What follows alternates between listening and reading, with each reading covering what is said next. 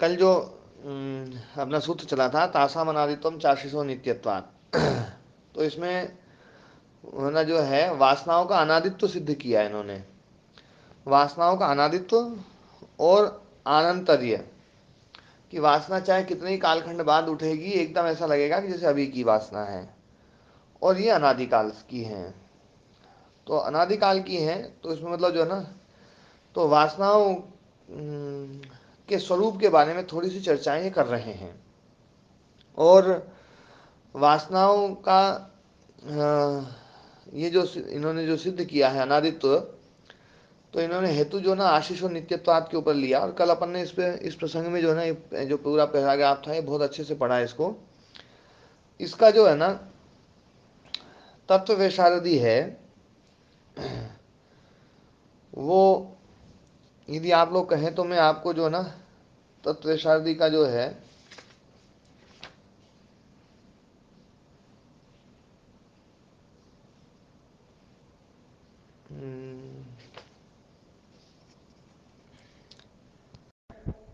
व्यास भाष्य को लेकर के एक बात बताना चाह रहा था कि इसमें दो तीन संभावनाएं व्यक्त की जाती हैं कि ये जो भाष्य है ये व्यास मुनि जी द्वारा रचित है। तो व्यास मुनि जी जो है ये महर्षि वेद व्यास जी थे, ऐसा मानने वाले लोग बहुत ही कम हैं, क्योंकि उस समय तक महर्षि वेद व्यास जी के समय का काल इसका नहीं है, ये उसके बाद का काल है इसका। पर ये है काफी पुराना, है ना, 2500-3000 साल से ज्यादा पुराना है। तो ये जो है ना, जो है व्यास भाष्य, वो व्यास जी तो नहीं थे। फिर दूसरी बात कही जाती है कि भैया जो है कोई और परंपरा से जो ना, जैसे शंकराचार्य एक परंपरा से अब एक नाम चल पड़ा है, वैसे ही परंपरा से जो है व्यास जो है एक नाम चल पड़ा था। और उस परंपरा में कोई एक व्यास मुनि जी हुए हैं, उन्होंने ये ग्रंथ लिखा है, तो उन्होंने अपना नाम न जोड़ करके उस परंपरा वाला नाम जोड़ करके व्यास भाष्य ये चलाया है। और तीसरा एक जो प्रबल पक्ष है वो ये है कि ये भाष्य बहुत विस्तृत है। व्यास मतलब विस्तृत, एक व्यास होता है, एक समास होता है। समास मतलब संक्षिप्त, व्यास मतलब विस्तृत। प्रदीप व्यास जी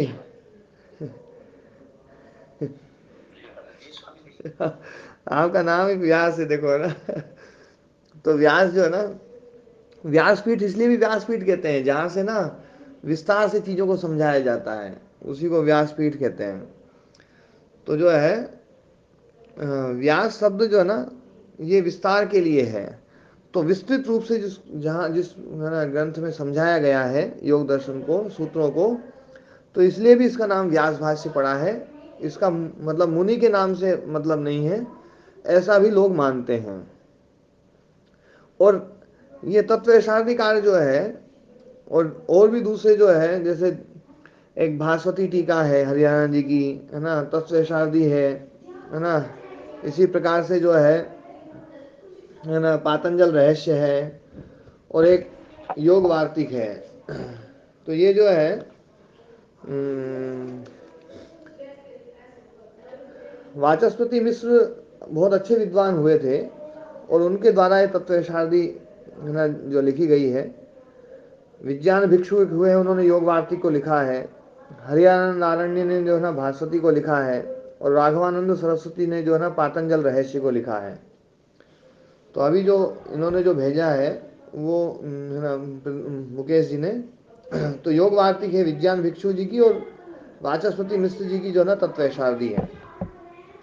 तो तत्वैशारदी को थोड़ा सा पढ़ते हैं, क्योंकि तत्वैशारदी जो है इसका काल भी थोड़ा सा प्राचीन काल है। ज्यादा प्राचीन तो नहीं, पर उतना प्राचीन है कि उस समय ये मतांतर नहीं चले थे, ये इतना पौराणिकता का जो ना वो नहीं चला था। तो उस समय जो योग की परंपरा में जो ना, उस समय योग की परंपरा अच्छी खासी चल रही थी।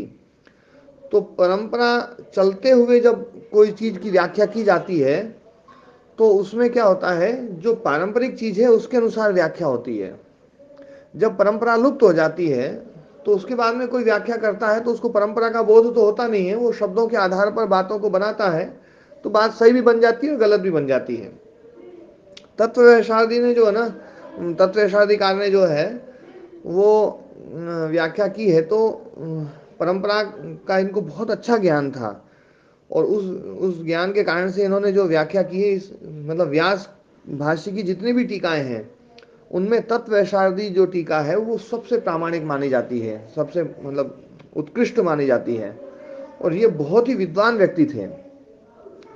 तो अब एक बार थोड़ा सा तत्वैशारदी को भी पढ़ेंगे, इस एक सूत्र को पढ़ेंगे तो आपको ये समझ में आएगा कि भैया है ना ये लिखते कैसे हैं।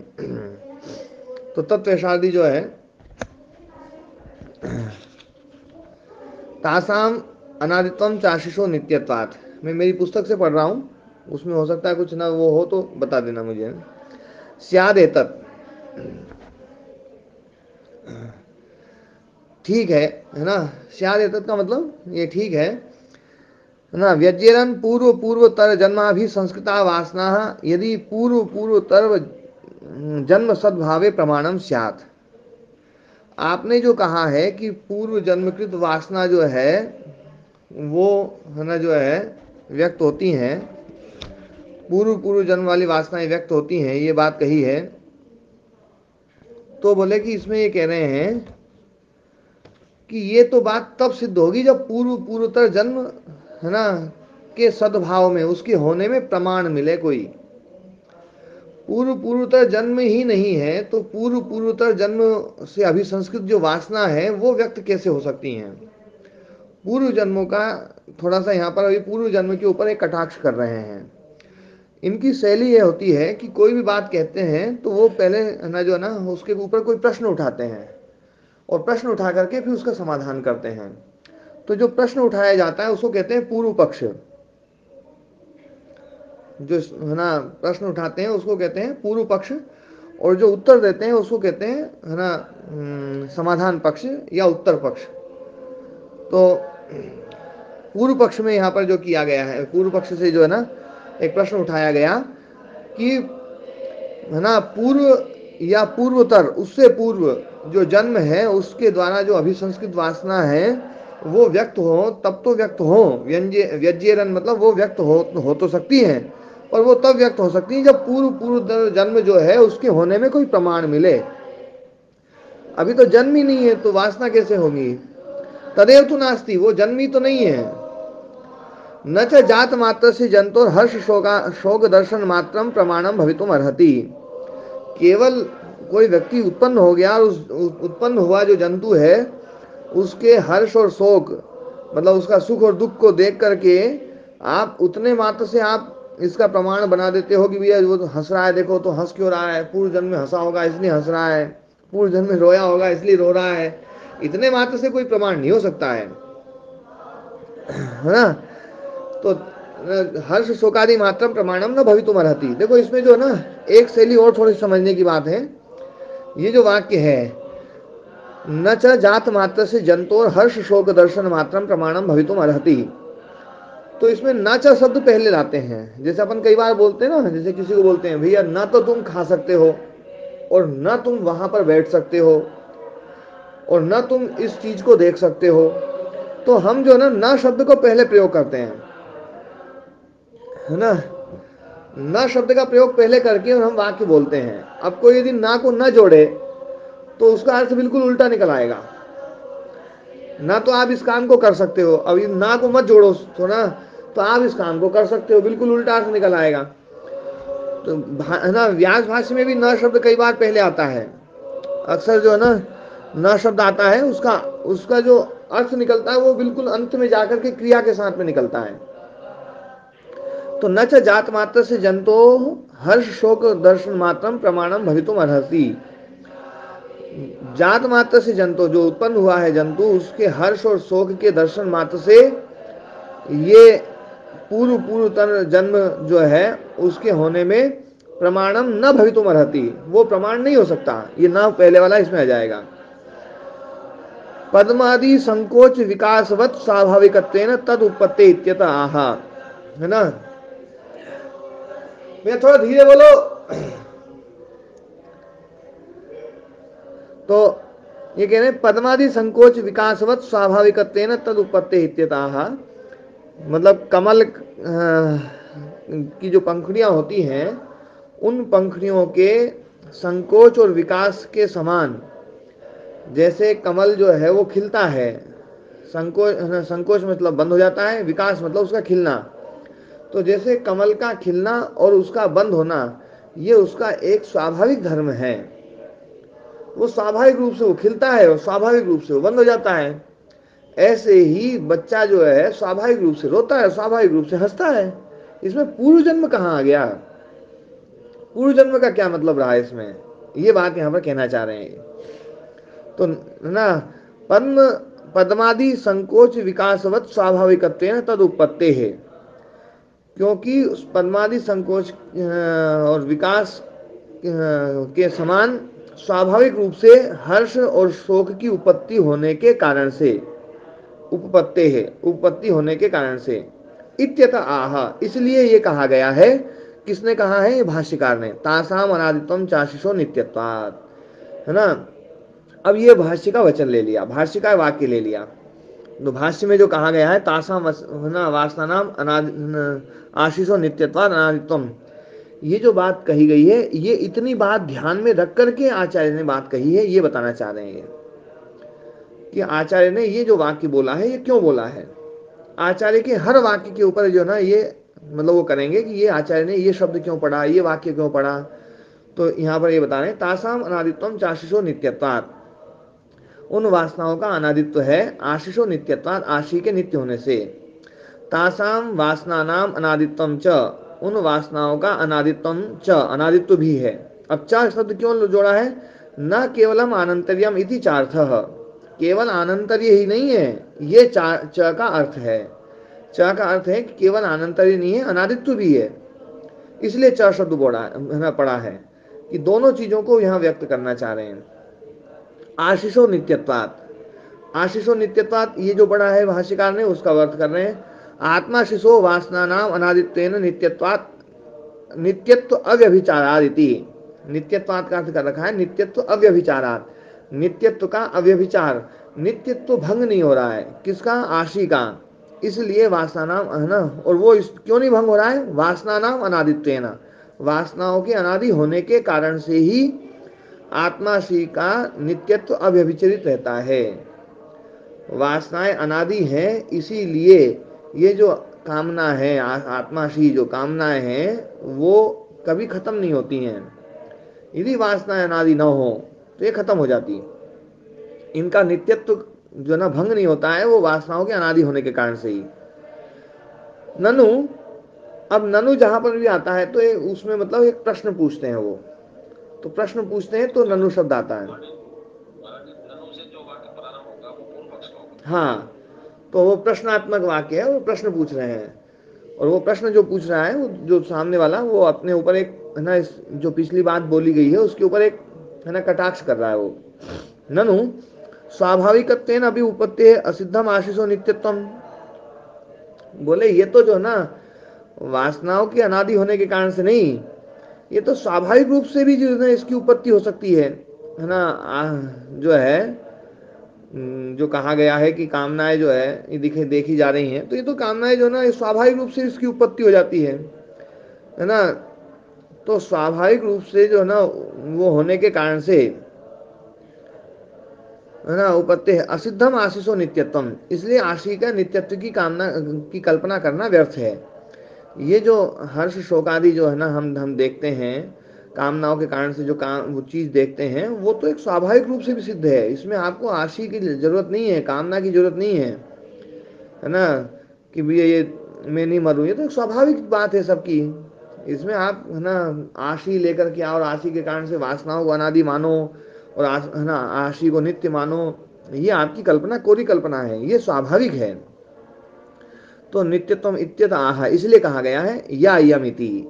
अब ये जो वाक्य पढ़ा है या यम आत्मा शिरमा न भुवम भूयासम इति सर्वस्य दृश्यते सा न स्वाभाविकी, तो ये भाष्यकार ने ये स्वाभाविक नहीं है, इसका खंडन किया है। ये खंडन इसीलिए किया है क्योंकि वो बोल रहा है कि ये तो चीज स्वाभाविक है। तो उन्होंने ये वाक्य इसलिए पढ़ा है। नास्तिका पृच्छति, नास्तिक पूछ रहा है कस्मादिति, क्यों स्वाभाविक नहीं है? तो उत्तरम, उत्तर दे रहे हैं, हाँ हाँ, ननु स्वाभाविकत्वेन उपत्तेः असिद्धम आशीषो नित्यत्वम इत्यतः, ये हर्ष शोक आदि जो है इनकी उत्पत्ति स्वाभाविक रूप से ही हो जाती है, इसलिए इसमें आशी के नित्यत्व की बात नहीं करनी चाहिए, पहली बात। दूसरी बात ये कह रहे हैं कि जो आत्मासी मतलब मैं मरूं नहीं, ये बात भी स्वाभाविक रूप से इसकी उत्पत्ति होती है। ये तो स्वाभाविक रूप से ही है ना, जो ना हर प्राणी में रहती है। इसमें कोई वासना के कारण से या कोई कामना के कारण से ये है ना सोचता है, ऐसा नहीं है। ये तो स्वाभाविक रूप से ही वो है ना मैं मरूं नहीं, ये तो स्वाभाविक है, हर का सबका स्वभाव है बोले ये। तो ये स्वाभाविकता के कारण से उसका आशी के नित्यत्व का खंडन कर रहे हैं। कोई निमित्त नहीं है ना। यदि हाँ यायमिति ये भाष्य का वचन है। देखो वहां भाष्य में जो सूत्र एक वाक्य है ना, दूसरा ही वाक्य, पहला वाक्य तो है तासाम वासनानाम आशीषो नित्यत्वाद अनादित्वम, है ना। और फिर दूसरा वाक्य यायम है ना आत्मासी, ये वाक्य को यहाँ पर उद्धृत किया जा रहा है। इत्यता आह इसलिए कहा गया यायमिति, मतलब ये जो वाक्य कहा गया है यायमिति जो वाक्य है ये इसलिए कहा गया है ना, ठीक है ना। तो कि ये स्वाभाविक नहीं है, ये सनिमित्तक है। स्वाभाविक चीज बिना निमित्त की होती है, ये तो निमित्त वाला है। और निमित्त बताया इन्होंने कि जो है ना जो है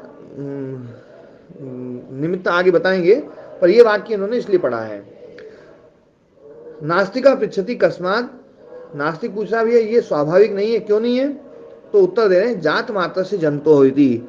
ये जात मात्र से जंतो जो आगे जो है ना वो किया है प्रयोग, ये इसके लिए किया है कि जात मात्र से जंतो हो। कहाँ गया हाँ ना, जात मात्र से जंतो होती। तो ये वाक्य जो है ना, अब इसकी व्याख्या करेंगे। अतएव एतस्मिन् जन्मनि अननुभूत मरण धर्मकस्य मरणमेव धर्मः सो अनुभूतः येन स तथोक्तस्य। मरण धर्म को ना स्पष्ट किया, खोला इन्होंने। मरणम एव धर्मः, मरण ही धर्म है। मरण रूपी जो धर्म है वो अननुभूत, वो धर्म जिसने अनुभूत नहीं किया, अनुभव नहीं किया, अननुभूतः येन जिसके द्वारा, सह तथोक्त वो है मरण अननुभूत मरण धर्म का, जिसने मरण रूपी धर्म का अनुभव नहीं किया, न तो मृत्यु किसी की देखी और न खुद मरा, तो इसलिए मरण धर्म का अनुभव उसको नहीं है। तो ऐसा जो व्यक्ति है अननुभूत मरण धर्म कस्य, जात मात्र से जो भी पैदा हुआ है ना, मातु अंकात प्रस्खलतः, माँ की गोदी में लेटा हुआ है बालक, ऐसा बालक, और उस गोदी से एकदम से फिसला और फिसलते हुए वो गिर रहा है। तो बालक जब गिरता है तो क्या करता है?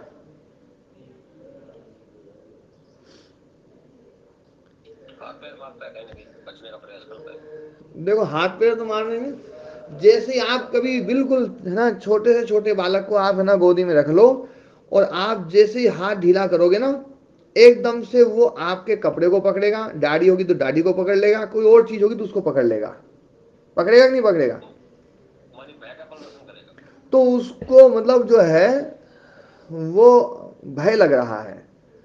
अच्छा भय लग रहा है तो भय क्या हुआ? अभी तो कुछ उसको चोट भी नहीं लगी है, गिरने के बाद चोट लगेगी, उसके बाद में चोट का अनुभव होगा, अभी तो चोट का अनुभव ही नहीं उसको, फिर क्यों भयभीत हो रहा है वो? मुकेश जी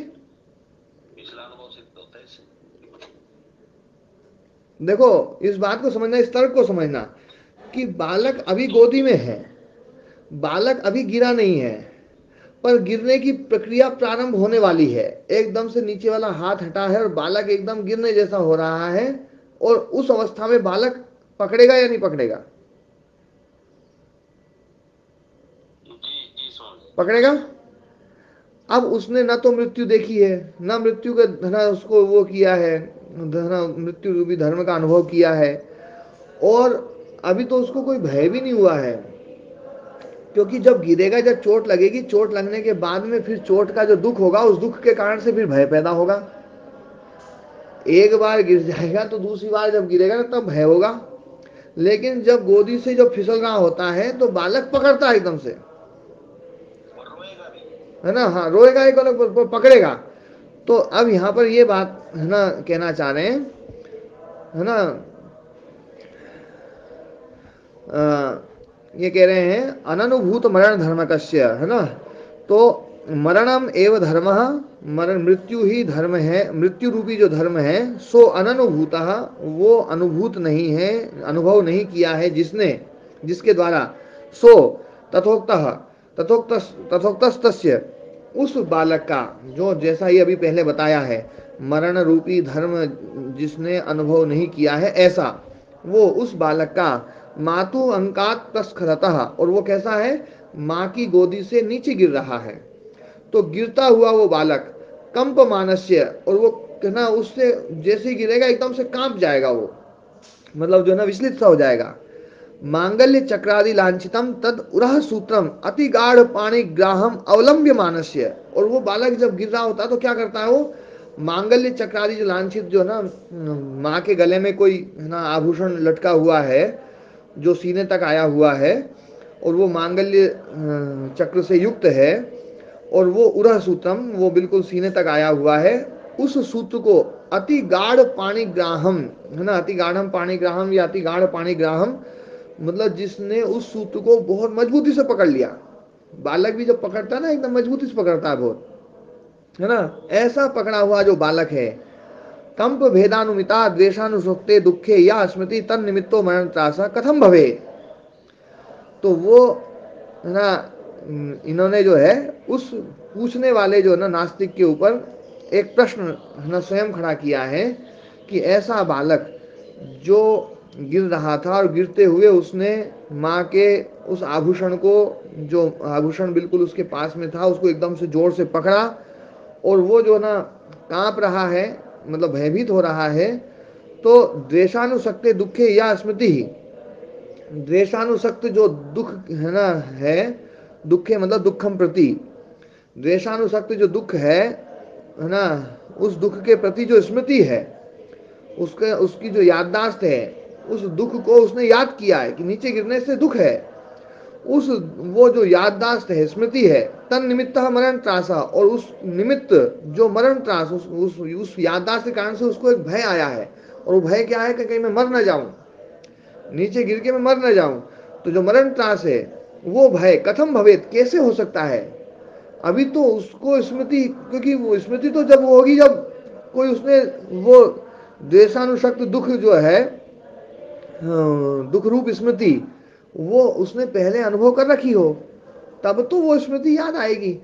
अब वैसा दुख जो है ना, उस दुख की स्मृति वैसी आज अब तक बनी नहीं उसको, उसने अभी तक वो स्मृति देखी नहीं है, उसने वो भय देखा ही नहीं है। तो भय की कैसे वो, मतलब है ना, जो ना उसकी स्मृति पूर्वक जो उसको जो मरण त्रास है, मृत्यु का जो भय है, वो भय कैसे हो सकता है। इसका मतलब है, हाँ जी,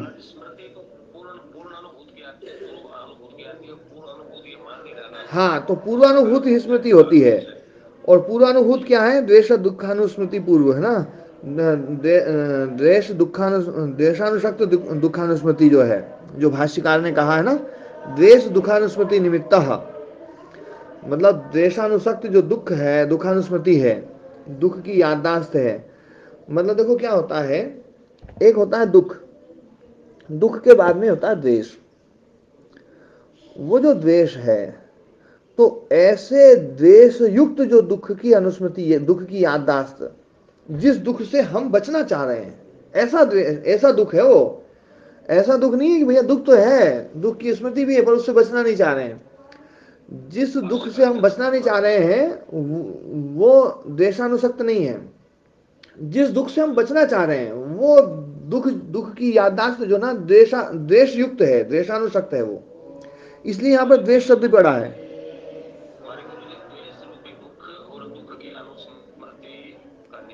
नहीं, द्वेष रूपी, ना द्वेष से अनुसक्त दुख की अनुस्मृति, दुख की अनुस्मृति को साथ में जोड़ो, यहाँ पर अनुस्मृति मुख्य है, दुख की याददाश्त, और वो याददाश्त कैसी है, द्वेषानुसक्त है, उससे बचना चाह रहे हैं।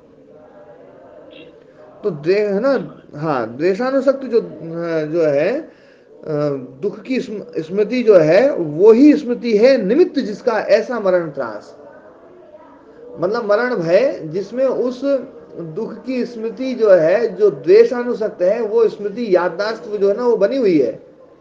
वो याददाश्त के कारण से ही भय आ रहा है। यदि वो याददाश्त नहीं होती तो भय उत्पन्न ही नहीं होता। मरण त्रास जो है वो पहले अनुभूत दुख की अनुस्मृति उसमें निमित्त बनता है। हाँ, वो मरण त्रास, वो जो भय है, मृत्यु का जो भय है, वो बिना दुख की स्मृति के हो ही नहीं सकता। वो दुख की स्मृति पहले है, और वो दुख की स्मृति इतनी भयानक है कि उसमें द्वेष रूप द्वेषानुसक्तता है। उससे बिल्कुल बचना चाह रहे हैं हम। तो वो बालक जो बचना चाह रहा है, उसने अभी तो मृत्यु को देखा ही नहीं है, फिर वो क्यों बचना चाह रहा है? अब कोई कहे कि ननु उत्तम स्वभावादित्यता, कोई कहे कि भैया ये तो स्वभाव के कारण से बचना चाह रहा है वो, इत्यतः न चेती, ऐसा नहीं है। न च स्वाभाविकम वस्तु निमित्तम उपादत्ते, है ना, गृहणाति सोत्पत्तौ। यहाँ पर देखो उपादत्ते का अर्थ कर दिया गृहणाति सोत्पत्तौ, अपनी उत्पत्ति में, है ना, जो है वो किसी निमित्त को ग्रहण नहीं करती है। स्वाभाविक वस्तु जो है किसी निमित्त को ग्रहण नहीं करती है। अब यहां पर ये बताएंगे, ये सिद्ध करेंगे कि ये जो चीज है ना, ये बिना निमित्त की है, निमित्त वाली है। यहां पर ये जो मरण त्रास जो था, भय था, ये भय निमित्त वाला है। और निमित्त क्या है? सिद्धांत ने महाराज ये बात रखी कि यदि मरण त्रास निर्निमित्तक होता, हाँ, यदि स्वाभाविक होता तो निर्निमित्तक होता, निर्निमित्तक होता तो बना ही रहता। हाँ, वो बना ही रहता। अब ये जो ना, इसको तुम स्वाभाविक बोल रहे हो, तो स्वाभाविक नहीं है ये, क्योंकि ये निमित्त वाला है। न च स्वाभाविकम वस्तु निमित्तम उपादत्ते, भाष्यकार ने जो वचन कहा है, ये इसलिए कहा है क्योंकि कोई यूं ना कह दे कि ये स्वभाव से उत्पन्न हो गया है। तो बोले स्वभाव से उत्पन्न नहीं हुआ, इसलिए भाष्यकार ने ये वचन कहा है, न च स्वाभाविकम वस्तु निमित्तम उपादत्ते। स्वाभाविक वस्तु निमित्त को ग्रहण नहीं करती है ना, है ना। उपादत्ते का अर्थ कर दिया गृहणाति, और गृहणाति कब? सोत्पत्त, अपनी उत्पत्ति में। जो भी स्वाभाविक वस्तु है वो अपनी उत्पत्ति में किसी भी निमित्त को ग्रहण नहीं करेगी। वो तो स्वाभाविक रूप से उत्पन्न होगी, इसको निमित्त की क्या जरूरत है? ठीक है ना। हाँ, उसके बाद में एतद उत्तम भवति बालकस्य ईदृशो दृश्यमानः कंपो, है ना, भय निबंधनः। अब आगे बता रहे हैं, एतद उत्तम भवति, कि ये जो कहा गया है, बालकस्य ईदृशो दृश्यमानः कंपो भय निबंधनः, ये जो इस प्रकार का जो बालक से ईद, है ना, ईदृशः दृश्यमानः कंपा, उस बालक का जो इस प्रकार का जो उसका भय है, कंप है, कांप रहा है, वो जो ना, वो भय का कारण है। जो कंपन है, उसको जो, मतलब जो उसके शरीर में जो विकृति पैदा हो रही है, उसका कारण क्या है? उसका कारण है भय। भय है निबंधन जिसका, जिस कंप का, वो है भय निबंधन। भय मूलक है कंप। ईदृश कंपत्वाद अस्मदादि कंपवत, क्योंकि हमें भी जब इस प्रकार का कंपन होता है तो हमें भी भय होता है। तो बालक में भी इस प्रकार का जो कंपन हो रहा है ना, वो भय के कारण से हो रहा है। क्योंकि हम भी जब इस प्रकार की हमारी शरीर की मुखाकृति और, है ना, शरीर की जो चेष्टा होती है, जब ऐसी होती है तो हमें भय होता है, तभी होती है। हम भी जब गिरेंगे तो ऐसे कैसे पकड़ेंगे और एकदम से कांपेंगे और एकदम से भयभीत हो जाएंगे। तो वो सारी की सारी जो शरीर की जो क्रिया है, वो हमारे समान ही है बालक की। हमने तो चलो अनुभव कर रखा है दुख का, बहुत बहुत बार, हम कई बार गिर चुके हैं, इसलिए जो ना अनुभव कर रखा है। और अनुभव कर रखा है इसलिए जो ना, चलो हमारा जो कंपन के कारण से जो, मतलब का जो हेतु भय है, वो भय समझ में आता है कि भैया पहले हम गिर रखे हैं। वो बालक तो अब तक गिरा भी नहीं है, वो बालक आज तक नहीं गिरा, और आज पहली बार गिर रहा था, और वो गिरते समय जो है ना भयभीत हो रहा है। तो वो भय जो, उसका जो कारण है ना, वो भय कारण है। और बालकस्य भयम देश दुख स्मृति निमित्तम, और भय जो है ना, वो उसका कारण क्या है?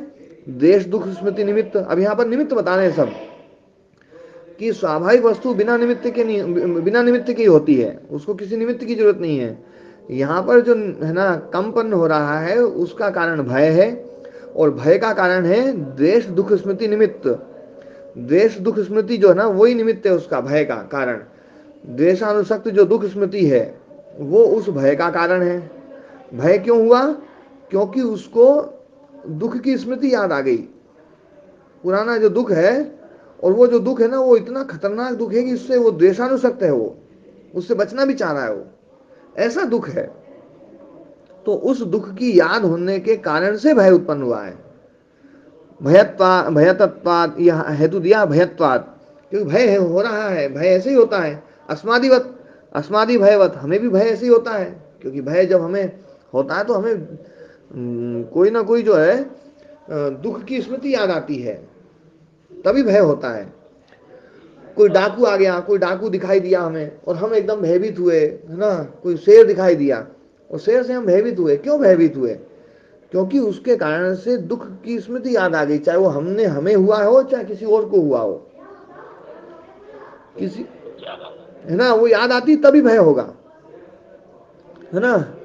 अच्छा, कोई ये कहे कि नहीं हमें तो भय इसलिए हो रहा है कि आगे कोई संकट ना आ जाए, इसलिए भी कई बार है ना वो आता है कि भयभीत हम इसलिए भी हो जाते हैं कि आगामी कोई संकट ना आ जाए। तो बोले आगामी संकट है ये भी तो पता कैसे चलेगा आपको? इन्होंने पूर्व पक्ष ने उत्तर दिया है, आगामी प्रत्यवायोत्प्रेक्षणा लक्षणम च भयम न दुख स्मृति मात्रा भवति, अभी तो यतो विभेति तस्य प्रत्यवाय हेतु भावम अनुमाय संप्रत्यपि प्रत्यवायम भयम च विदध्यादिति संकते। कोई ये कहता है कि भैया आगामी प्रत्यवाय जो ना, आगामी संकट को देख करके जो ना, है ना, जो भय हुआ है, तो बोले ऐसा नहीं है वो, है ना। आगामी प्रत्यवायोत्प्रेक्षणा लक्षणम, उत्प्रेक्षा लक्षणम, आगामी संकट को की उत्प्रेक्षा मतलब उस आगामी जो संकट है वो आने वाला है, ये देख करके, है ना, जो है च भयम न दुख स्मृति मात्रा भवती, वो दुख स्मृति मात्र से नहीं होता है। अपितु यतो विभेति, जिससे डरता है, तस्य प्रत्यवाय हेतु भावम अनुमाय, जिससे बालक डर रहा है या जिससे हम डरते हैं, तो उसको हम प्रत्यवाय का हेतु मानते हैं, उसका अनुमान करते हैं हम कि ये हमें जो ना कुछ संकट दे सकता है। जैसे हमने चोर से हम डरे, तो चोर से जैसे ही डरते हैं हम, तो कैसे डरते हैं, उस डरने की प्रक्रिया क्या होती है? उस डरने की प्रक्रिया ये होती है कि हम चोर से,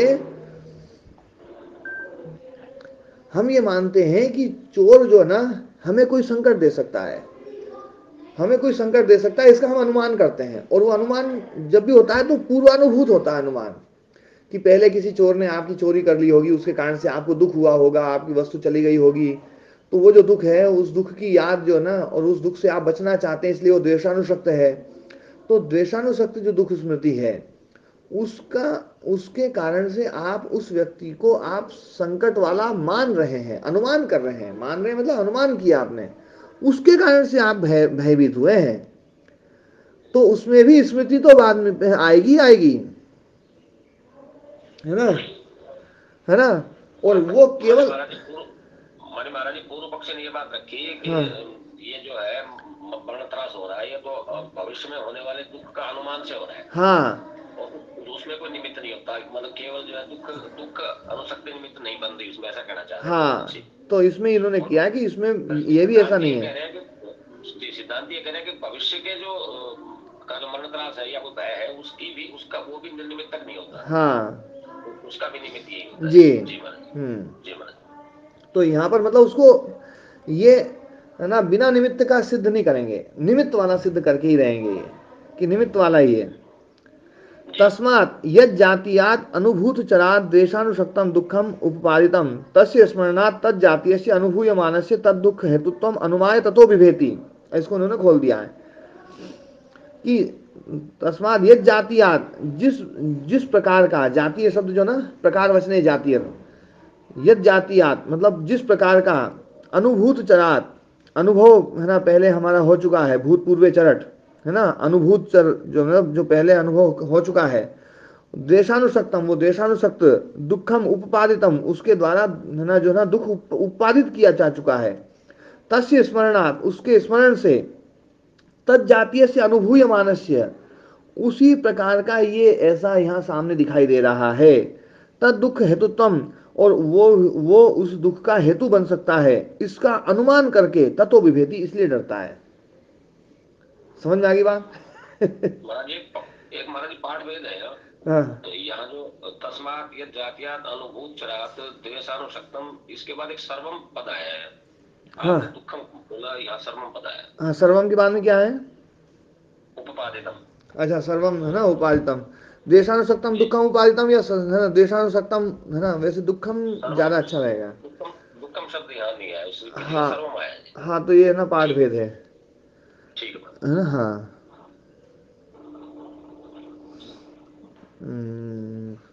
मैं देख लेता हूँ, दूसरी पुस्तक में देख लेता हूँ।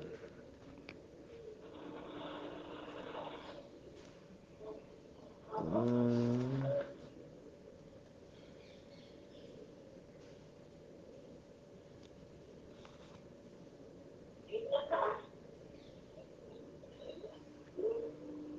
हम्म,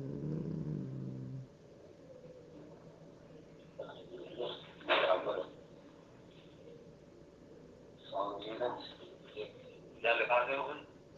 हाँ, ये तो है ना दुखम ही है जी, है ना। हाँ, दुखम है, सर्वम नहीं है। मुकेश जी ने जो भेजा है इसमें सर्वम है। हाँ, दुखम ही है, सर्वम गलत छप गया वो। ठीक है महाराज जी। हाँ, वो पाठ भेद भी नहीं है वहां पर। जी महाराज जी। जो पाठ भेद है ना, वो नीचे दिए हुए हैं, देखो, है ना, मैंने जो फोटो भेजी ना, उनमें पाठ भेद भी दिए हुए हैं, वो पाठ भेद भी वहां पर, मतलब पाठ भेद भी नहीं है।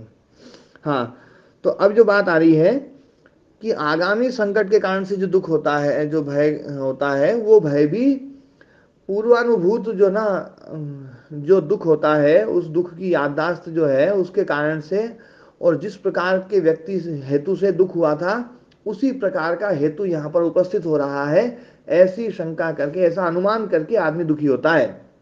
उसमें भी पूर्वानुस्मृति तो हेतु बनती ही बनती है, वो बिना निमित्तक वो भी नहीं है। ये बात यहाँ इन्होंने सिद्ध करी है। तस्मात, अच्छा, न च बालकेन अस्मिन् जन्मनि, है ना, स्खलनस्य अन्यत्र दुख हेतुत्वम अवगतम।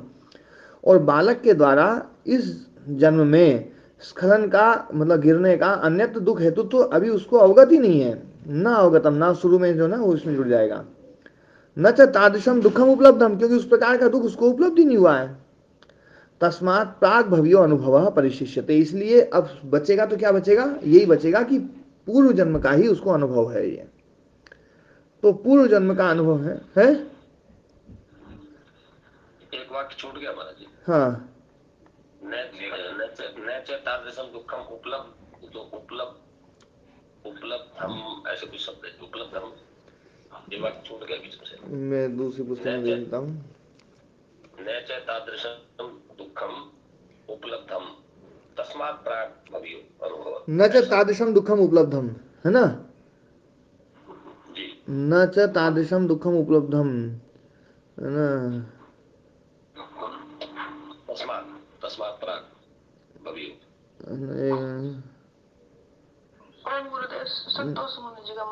न च तादृशम दुखम उपलब्धम, ये तो मैंने पढ़ा ना,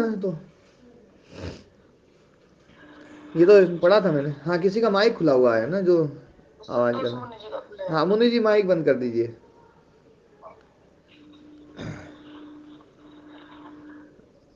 संतोष मुनि जी। हाँ, करता हूँ। जी जी जी।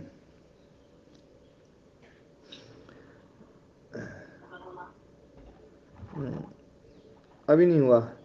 हाँ, तो ये है, न च तादृशम दुखम उपलब्धम, उस प्रकार का दुख इस जन्म में तो उपलब्ध नहीं हुआ है। तस्मात् प्राग भवियो अनुभव परिशिष्यते, इसलिए पूर्व जन्म का ही अनुभव ये है ना बचेगा। परिशिष्यते मतलब पारिशेष्य न्याय से समझ में आएगा कि भैया जो है ये पूर्व जन्म का अनुभव ही है। तच्च एतत् एवं प्रयोगम आरोहति, इसीलिए इस प्रकार का प्रयोगम मतलब अनुमान प्रयोग, आरोहति आरोहित किया है यहाँ पर। जात मात्र से बालक से स्मृति ही, देखो, जात मात्र से बालक से स्मृति पूर्वानुभव निबंधना, जात मात्र जो अभी बालक पैदा हुआ है उसकी जो स्मृति है वो पूर्व जन्म से युक्त, पूर्व जन्म उसका कारण है। पूर्वानुभव मतलब पूर्व जन्म में अनुभव जो है वो कारण है, जिसका पूर्वानुभव मूलक स्मृति है। और स्मृतित्वाद अस्मादि अस्मदादि स्मृतिवत, जैसे हमें स्मृति होती है, ऐसी स्मृति उसकी भी है। और न च पद्म संकोच विकासो भी स्वाभाविक हो। और जो आपने पहले ये कहा था, पक्ष उठाया था कि जैसे कमल का जो फूल है वो संकोच विकास ही उसका स्वाभाविक धर्म है, बोले वो भी स्वाभाविक नहीं है। बोले न च स्वाभाविकम कारणांतरम अपेक्षते, स्वाभाविक चीज कारणांतर की अपेक्षा नहीं रखती है। यदि स्वाभाविक चीज भी कारण की अपेक्षा रखती होती तो वहने रोशनियम प्रत्यपि कारणांतरापेक्षा प्रसंगात, तो वहनी में जो अग्नि है, उस अग्नि में जो गर्मी है, उस गर्मी में भी आपको कोई कारण की अपेक्षा रखनी पड़ेगी। जबकि वहनी में जो अग्नि है, उस अग्नि में किसी कारण की जरूरत नहीं होती है, वो स्वाभाविक चीज है। और ये जो कमल का फूल है संकुच विकसित होता है, उसमें तो कारण की जरूरत होती है ना। कब? जब सूर्य की किरणें आती हैं तब वो विकसित होता है। स्वाभाविक कैसे विकसित होता है? स्वाभाविक विकसित होता तो रात में भी हो जाता हो, है ना। वो स्वाभाविक नहीं है। तस्मात् आगंतुकम अरुण कर संपर्क मात्रम एव कमलिनी विकास कारणम, जो क्योंकि जो अरुण कर संपर्क मात्रम, है ना, अरुण कर जो सूर्य है, सूर्य की किरणें हैं जो उसको अरुण करने वाली, वैसा उसके संपर्क मात्रम, उसके संपर्क मात्र ही कमलिनी विकास कारणम, कमलिनी के विकास का कारण है। उसका संपर्क मात्र, बस उसका संपर्क हुआ और कमलिनी विकसित हो जाएगी। संकोच कारणम च संस्कार स्थिति स्थापक थी, और अपनी मूल स्थिति में रहना ये एक संस्कार होता है, वही उसके संकोच का कारण है, वो उसका संस्कार। जैसे हम लकड़ी को, शाखा को पकड़ते हैं और खींचते हैं, तो खींचा और हमने छोड़ा, तो छोड़ते ही वो वापस वहीं जाती है। क्यों? क्योंकि उसका वैसा संस्कार है, उस स्थिति में रहना। स्थिति स्थापक संस्कार संकोच कारणम, यही बात यहाँ पर कही है कि उसका जो फूल का जो संकोचित होता है वो स्थिति स्थापक संस्कार है। तो ऐसे ही जो है ना, स्मृत्यादि अनुमित हर्षादेव भी प्राची भवे हेतव वेदितव्या। स्मृत्यादि जो है ना, जब आदमी विस्मित होता है ना, उसमें जो हर्षादि जो होते हैं, तो वो भी जो है उस पिछले जन्म में हेतु ही होते हैं, ये समझना चाहिए, है ना। प्राचीन जन्म में ये इसलिए अभी जो विस्मित हो रहा है या इसमें आदि में जो है ना हर्षित हो रहा है, खुश हो रहा है, दुखी हो रहा है, ये पूर्व जन्म के कारण से ही हो रहा है, नहीं तो नहीं हो सकता था। तद आस्ताम तावत, और बोले ये बात अब बहुत हो गई, इसलिए अब है ना इसको इतना ही करते हैं। प्रकृतम उपसंहरति, आगे इसमें बढ़ते हैं। तो तस्मादिति, ये फिर जो है व्यास मुनि जी का वो है उसको इन्होंने कर दिया। निमित्तम लब्ध विपाक कालम कर्म प्रतिलब्धो अभिव्यक्ति ही। आज काफी समय हो गया। तो ये तो एक व्याख्या है तत्व सारदी। ऐसे ही जो है इनकी मतलब चार टीकाएं और मतलब जो और हैं, उनको पढ़ने से भाष्य बिल्कुल स्पष्ट होता है कि भाष्य जो है ना क्या कहना चाह रहे हैं भाष्यकार। तो ऐसे ही मैं पढ़ता हूं तब आप लोगों को पढ़ाता हूं।